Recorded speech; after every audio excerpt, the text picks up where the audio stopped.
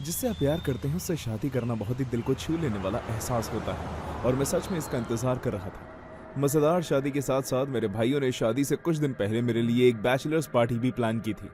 ये एक guys weekend होना था। डैनियल, मेरे बेस्ट मैन और मेरी मंगेतर के बड़े भाई ने ही इसे प्लान किया था। उसने पहाड़ों में ये केबिन किराए पर लिया था। पार्टी बहुत घर जैसी थी, कुछ भी वाइल्ड या एक्साइटमेंट वाला नहीं, बस शराब, पोकर और ढेर सारा बारबेक्यू। उसने कहा कि हम सभी को एक आखिरी बार ब्लो आउट करने की जरूरत है, इससे पहले कि मैं खुद को जिंदगी भर के लिए इसकी बहन को सौंप दूं। ये एकदम सही शुरू हुआ। बस हम तीन, मैं, डैनियल और रायन। फायरप्लेस में लकड़ी जलने की आवाज के साथ चटकने की आवाज आई। कंट्री जैज के साथ ग्लासों में विस्की डालने की आवाज ने तुरंत मूड बना दिया। मैं अपने सबसे अच्छे दोस्तों से घिरा हुआ था और अपने प्यार से शादी करने वाला था। जिंदगी बहुत अच्छी लग रही थी। हम काफी देर तक मजे कर रहे थे जब हमने बाहर एक कार रुकने की आवाज सुनी। आधी रात हो चुकी थी और कोई और मेहमान नहीं आने वाला था। मैंने डैनियल को कंफ्यूज चेहरे से देखा। डैनियल ने भी मेरी तरफ देखा और मुझसे पूछा, तुमने किसी और को बुलाया है क्या? मैंने सर हिलाया। किसी को नहीं पता कि हम यहां पर हैं। कुछ सेकंड की शांति के बाद सामने के दरवाजे पर दस्तक हुई। रायन ने दरवाजा खोला और मैं यकीन ना करते हुए सोफे से उछल पड़ा। वो वेनेसा थी। मैंने सपने में भी नहीं सोचा था कि मैं अपनी बैचलर्स पार्टी में अपनी एक्स को देखूंगा, और जिस बात ने मुझे और भी हैरान कर दिया वो ये थी कि उसने हमें ढूंढा कैसे। सरप्राइज! उसने हाथ में वाइन की आधी बोतल लिए थोड़ा हिलते हुए कहा, क्या तुमने मुझे मिस किया? वेनेसा ऐसी लग रही थी जैसे कई दिनों से सोई ना हो। बाल बिखरे हुए, लिपस्टिक फैली हुई, आंखों के चारों ओर काले घेरे, यहाँ तक कि उसकी आंखें भी बहुत बड़ी लग रही थी। मैंने उसे 2 साल से ज्यादा समय से नहीं देखा था। तब से नहीं जब से वो नशे में मेरे अपार्टमेंट में चिल्लाते हुए आई थी कि मैंने ही उसकी जिंदगी बर्बाद की। वेनेसा, आखिर तुम यहाँ पर क्या कर रही हो? मैंने पूछा। मैं सेलिब्रेट करने आई हूँ, उसने रायन को धक्का देते हुए कहा। मैं अपनी जिंदगी के प्यार को बिना ठीक से अलविदा कहे शादी नहीं करने दे सकती। डैनियल उसकी ओर बढ़ा। तुम्हें जाना होगा अभी।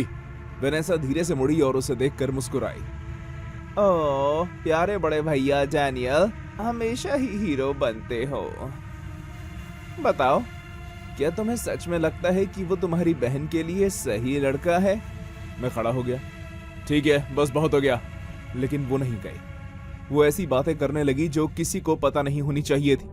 वो बातें जो मैंने उसे सालों पहले कॉन्फिडेंस में बताई थी। मेरा पहला पैनिक अटैक, मेरे पापा का शराब पीना, ऐसी बातें जो मैंने अपनी मंगेतर को कभी नहीं बताई। और हर बार जब कोई उसे जाने के लिए कहता तो वो बस इग्नोर कर देती। जब मैंने उसे जाने के लिए कहा तो वो ग्लास तोड़ने और फर्नीचर पर लात मारने लगी। मैं नहीं जा रही, वो फुसफुसाई। तुम सबको लगता है कि ये किसी परियों की कहानी जैसा अंत है, कि वो बस मुझसे दूर जाकर किसी मिस परफेक्ट के साथ घर घर खेल सकता है? हाँ? डैनियल उसके सामने आ गया। अगर तुम अभी यहाँ से नहीं गई तो मैं पुलिस को बुला लूंगा, समझी तुम? वो उसे 1 सेकंड तक घूरती रही, फिर वो धीरे से बोली, अगर मैंने दुल्हन के भाई को मार दिया तो शादी कभी भी नहीं होगी। और वो किचन की तरफ भागी। बस 1 सेकंड की शांति रही, फिर हमने ड्रॉर खुलने की आवाज सुनी। उसने सबसे बड़ा किचन नाइफ पकड़ा जो मैंने इससे पहले कभी भी नहीं देखा था। हे भगवान, क्या देख रहे हो? कोई रोको उसे! रायन चिल्लाया। वेनेसा रुको! मैं चिल्लाया, लेकिन उसने मेरी तरफ नहीं देखा। उसने डैनियल से आंखें मिलाई और हमला कर दिया। पता नहीं मुझ पर क्या आया, मैं बिना सोचे समझे आगे बढ़ गया। मैंने खुद को उनके बीच फेंक दिया। हम जोर से टकरा गए। चाकू हमारे बीच में था। मैंने उसकी कलाइयां पकड़ी और उसे छीनने की कोशिश की। उसके बाद जो हुआ वो इतनी तेजी से हुआ कि मैं दखल नहीं दे सका।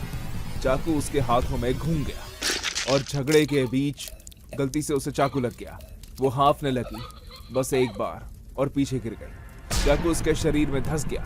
उसके होंठ ऐसे हिल रहे जैसे वो कुछ कहना चाहती, लेकिन खून के अलावा कुछ भी नहीं निकला। रायन दीवार से सट गया। हे भगवान, हे भगवान! कोई बोला नहीं, किसी ने सांस नहीं ली। वो कुछ ही सेकंड में चली गई। हम सब वहीं जमे रहे जब तक डैनियल ने नहीं कहा, तुम्हारा ऐसा करने का मतलब नहीं था। तुम मुझे बचा रहे, हम इस चीज से अपनी जिंदगी बर्बाद नहीं कर सकते। मैंने उसे घूरा। क्या तुम क्या कह रहे हो? किसी को नहीं पता कि हम यहाँ हैं। हमारे आसपास जंगल है। चलो उसे दफना देते हैं, मेरी बात मानो। रायन और मैंने डरी हुई नजरों से एक दूसरे को देखा और फिर हम मान गए। हमने वेनेसा को एक चादर में लपेटा और उसे केबिन के पीछे जंगल में ले गए। हमें गड्ढा खोदने में 1 घंटा लगा। दूसरा काम खून साफ करना था। कोई बोला नहीं, हम बस काम करते रहे मशीनों की तरह। सुबह तक ऐसा लग रहा था जैसे वो कभी यहां थी ही नहीं। हम चुपचाप घर चले गए। ये 5 दिन पहले की बात है। कल मुझे एमिली से शादी करनी है। मैं एक होटल के कमरे में उठा जो धूप, शादी के दिन की घबराहट और महंगे कोलोन की खुशबू से भरा था। मेरा टक्स अलमारी के पास टंगा था। मेहमान नीचे हैं, सब मुस्कुरा रहे हैं। किसी को नहीं पता कि हमने क्या किया जब तक मुझे लिफाफा नहीं मिला। वो दरवाजे के नीचे सरका हुआ था। उस पर कोई नाम या पता नहीं था। मैंने उसे खोला। अंदर एक मुड़ा तोड़ा फटा हुआ कागज था। एक लाइन हिलते डुलते लाल धब्बों से लिखी गई थी, उससे शादी मत करना। मैंने हॉलवे में देखा, गेस्ट लाउंज में, लेकिन वेनेसा कहीं नहीं थी। मैंने डैनियल को फोन किया। उसने कहा कि कोई मेरे साथ प्रैंक कर रहा है और इस पर ध्यान न दो, लेकिन मैं ऐसा नहीं कर सकता था। ये शब्द नहीं है जो मुझे जगाए हुए हैं। ये हैंडराइटिंग भी नहीं है, ये दाग है। जब मैं खून देखता हूं तो पहचान जाता हूं। मैंने देखा कि केबिन के फर्श पर इसका काफी निशान लग गया था और हैंडराइटिंग ये उसकी जैसी लग रही है। मुझे समझ नहीं आ रहा कि क्या सोचूं। मैं भूतों में विश्वास नहीं करता, लेकिन वो नोट, वो मेरे हाथों में ठंडा लग रहा था, बहुत ज्यादा ठंडा। मैं नोट को देखता रहता हूं। वो शब्द, उससे शादी मत करना, इसका क्या मतलब है? कि कुछ बुरा होने वाला है या कि मैं गलत लड़की से शादी कर रहा हूं?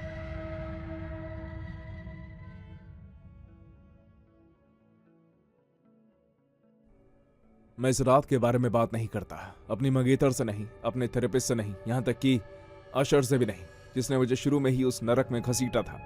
मैं उसे अभी इसलिए लिख रहा हूं क्योंकि शायद कोई और इसे पढ़े और अगर उसे कभी किसी गली में एक टिमटिमाते बल्ब से चमकता हुआ लाल दरवाजा दिखे तो उसे वापस मुड़ जाना चाहिए। ये मेरी शादी से 3 रात पहले की बात है। अशर मिडिल स्कूल से मेरा सबसे अच्छा दोस्त। मुझे खुद को किसी को सौंपने से पहले एक आखिरी तूफानी रात एंजॉय करने से खुद को रोक नहीं पा रहा था। मेरा मूड नहीं था। मेरा सर रस्मों, फूलों की सजावट और इस बात से घूम रहा था कि क्या मुझे डीजे को फाइनल करना चाहिए, लेकिन अशर कुछ सुनना नहीं चाहता था। बस मुझ पर भरोसा करो डी, उसने कहा, एक बेवकूफ की तरह मुस्कुराते हुए गाड़ी चलाते समय अपनी 12वीं बियर कैन पैसेंजर विंडो से बाहर फेंकते हुए। मैंने इस जगह के बारे में रेडिट पर पढ़ा है, यहाँ सबसे खूबसूरत लड़कियां हैं। मैंने आह भरी। मैं किसी बेकार स्ट्रिप क्लब में नहीं जाना चाहता यार, समझा करो। वो मुस्कुराया। स्ट्रिप क्लब बच्चों के लिए होते हैं, ये कुछ और है। सोचो जैसे आइस वाइट शर्ट और टोक्यो ड्रिफ्ट का मेल। मुझे उसी समय कार घुमा लेनी चाहिए थी। हमने शहर के एक भूले बिसरे हिस्से में पार्क किया। खाली गोदाम, दीवारों पर लिखे चित्र और कूड़ेदानों से पानी बह रहा था। अशर मुझे एक पतली गली से ले गया। एक बेघर आदमी के पास से गुजरा जो खुद से कुछ बुदबुदा रहा था। फिर उसने जंग जैसे रंग के स्टील के दरवाजे पर 3 बार दस्तक दी। दरवाजा थोड़ा सा खुला और एक आदमी की आंखों ने झांका। अशर अंदर झुका और कुछ फुसफुसाया जो मुझे समझ नहीं आया। दरवाजा चरमरा कर खुला। कंक्रीट की सीढ़ियां हमें एक ऐसी दुनिया में ले गई जिसे मैं अभी भी पूरी तरह से समझ नहीं पाया हूं। सीढ़ियों पर लाल रोशनी फैली हुई थी। नीचे से बेस वाला म्यूजिक बज रहा था, एक गहरी वाइब्रेटिंग पल्स जिससे दीवारें कांप रही थी। नीचे एक मोटा काला पर्दा एक नाइट क्लब में खुलता था जो सीधे किसी सपने या बुरे सपने जैसा लग रहा था। सब कुछ लाल था। वेलवेट की दीवारें, नीचे लटके झूमर, हवा में धुआं उठता हुआ। बाहर पहुंचने से पहले ही औरतें चक्कर लगा रही थी। वो बहुत खूबसूरत थी, बहुत ज्यादा ही खूबसूरत। लंबी टांगे, चमकदार होंठ, तीखी आंखें, लेकिन फिर भी कुछ गड़बड़ लग रही थी। उनकी बाहों पर बहुत ज्यादा नसें थी और उनकी मुस्कान उनकी आंखों तक ठीक से नहीं पहुंच रही थी। उनमें से एक मुझसे टकराई। उसकी आवाज बहुत भारी थी। सच कहूं तो उसने मुझे डरा दिया। तुम टेंशन में लग रही हो बेबी, उसने धीरे से कहा, उंगलियां मेरे सीने पर फेरते हुए। मुझे इसमें मदद करने दो। मैं पीछे हट गया। मैं ठीक हूं, थैंक्स। अशर हंसा। वो पहले से ही आधे नशे में था और उनमें से एक को अपने ऊपर दबाव डालने दिया। रिलैक्स यार, ये तुम्हारी पार्टी है। लेकिन मेरे शरीर का हर हिस्सा चिल्ला रहा था, भागो। उस जगह से शराब या परफ्यूम की गंध नहीं आ रही थी। उसमें पसीने, ब्लीच और किसी मेटालिक चीज की गंध आ रही थी, शायद खून की। मैंने निकलने की कोशिश की। जिस दरवाजे से हम अंदर आए थे वो गायब था या छिप गया था। हॉलवे में सिर्फ मखमली दीवारें और शीशे थे जो हमारी परछाई को बिगाड़ रहे थे। मैं अशर की तरफ मुड़ा। लेकिन वो जा चुका था। मुझे घबराहट होने लगी। मैं भीड़ में से निकल गया।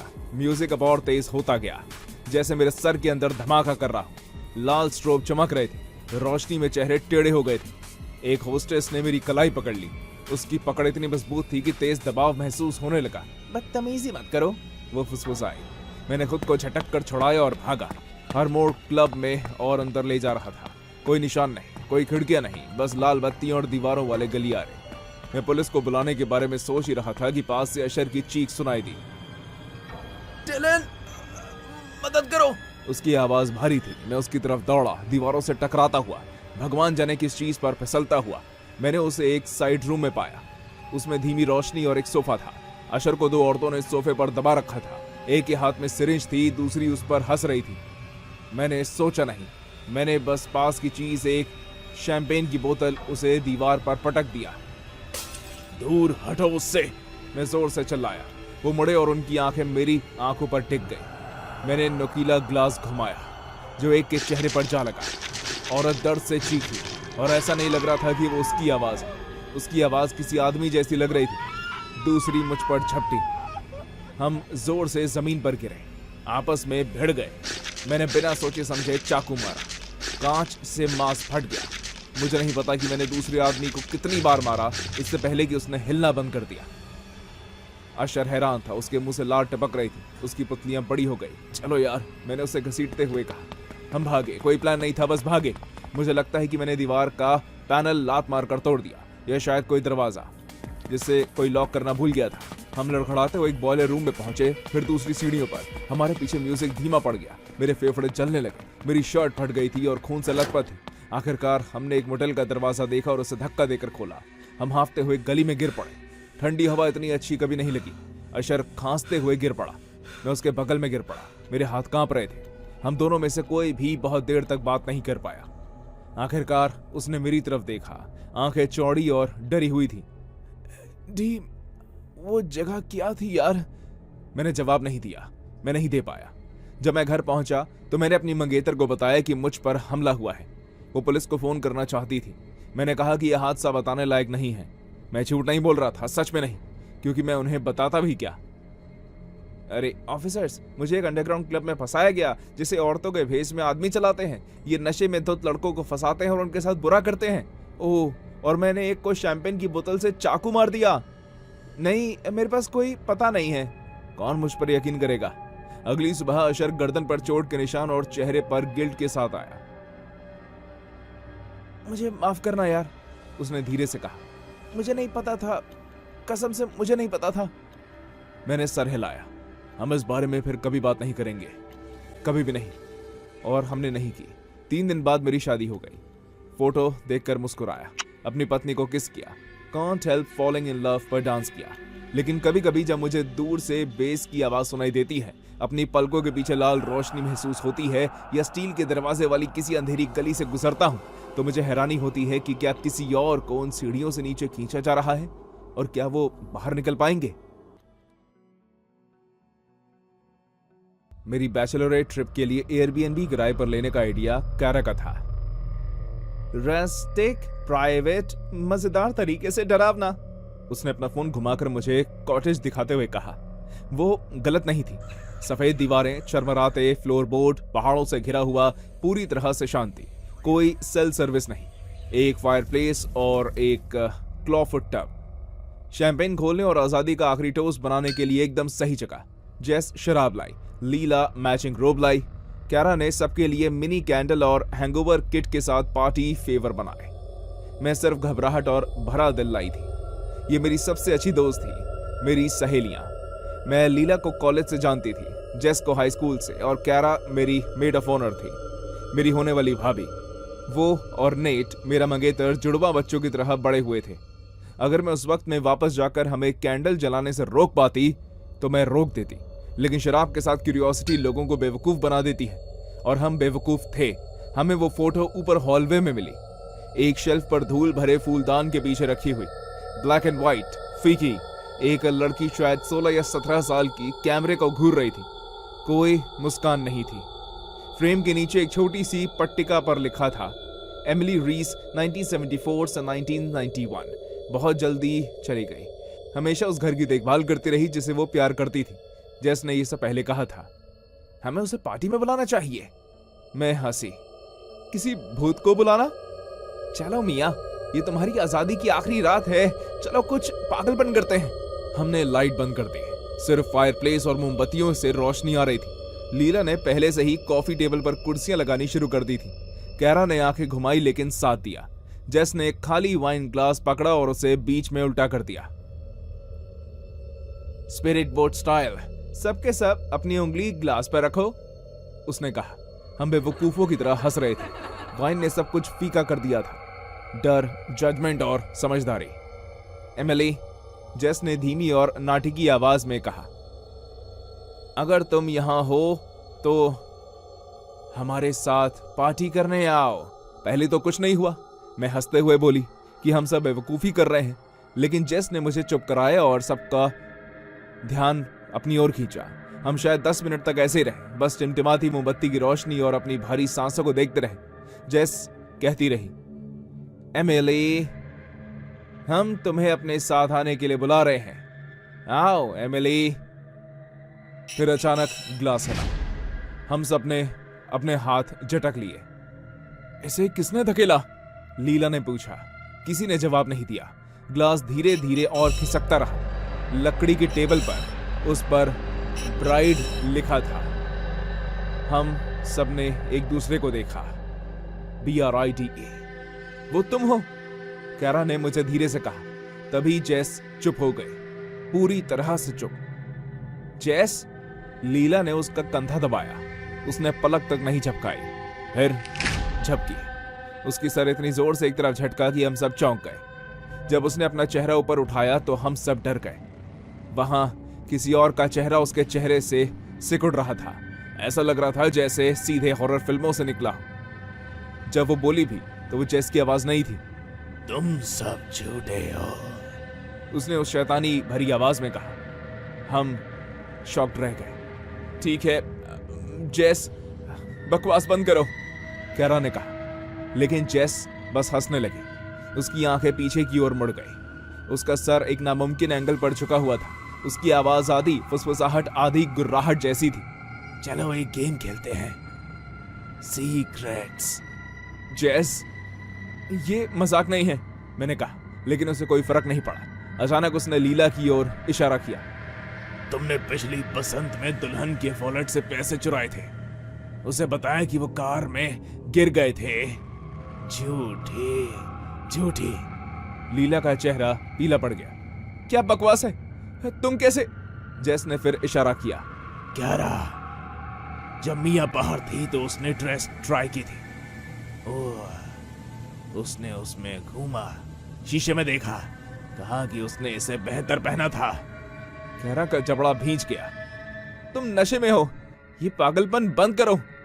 लीला लाइट जलाने के लिए उठी थी कि जेस या जो भी थी वो चिल्लाया। प्यारी दुल्हन, क्या तुम्हें पता है कि जिस रात तुम बाहर थे, तुम्हारी सबसे अच्छी दोस्त लीला तुम्हारे दूल्हे के साथ सोई थी? तुम कैरा से पूछ सकती हो। कमरे में धमाका हुआ। मैं इतनी तेजी से उठी कि एक मोमबत्ती गिर गई। कैरा ने गुस्से से कहा, वो ये सब बना रही है। तुम्हें पता है जेस, वो शराब पीते समय झूठ बोलती है। लेकिन जेस आगे झुकी, एक भूत वाली गुड़िया की तरह मुस्कुराई। उसके चेहरा बाहर आने की बहुत कोशिश कर रहा था, लेकिन वो बाहर नहीं आ पाया। उसने सीधा मेरी आंखों में देखा। तुम्हें दूल्हे की जांघ पर निशान याद है? लीला ने उसे चूमा था। कैरा हांफने लगी। मैं सांस नहीं ले पा रही थी। तुम पागल हो, लीला ने कहा, लेकिन उसका चेहरा सफेद पड़ गया था। वो नाटक कर रही है।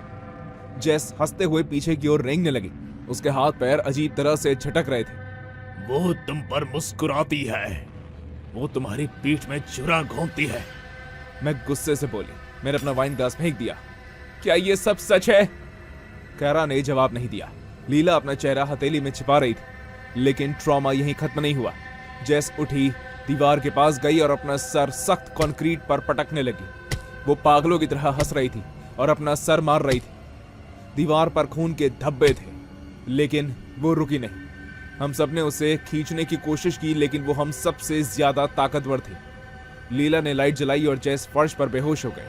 हमने 911 पर कॉल किया। जब उन्होंने उसे बाहर निकाला तो जेस का शरीर अकड़ गया था। कैरा और लीला मेरी आंखों में देख भी नहीं पा रही थी। उसके बाद हमने फिर कभी बात नहीं की। कैरा अगले दिन घर चले गई और हम सबको ब्लॉक कर दिया। लीला ने समझाने की कोशिश की और वॉइसमेल छोड़े जिनका मैंने कभी जवाब नहीं दिया।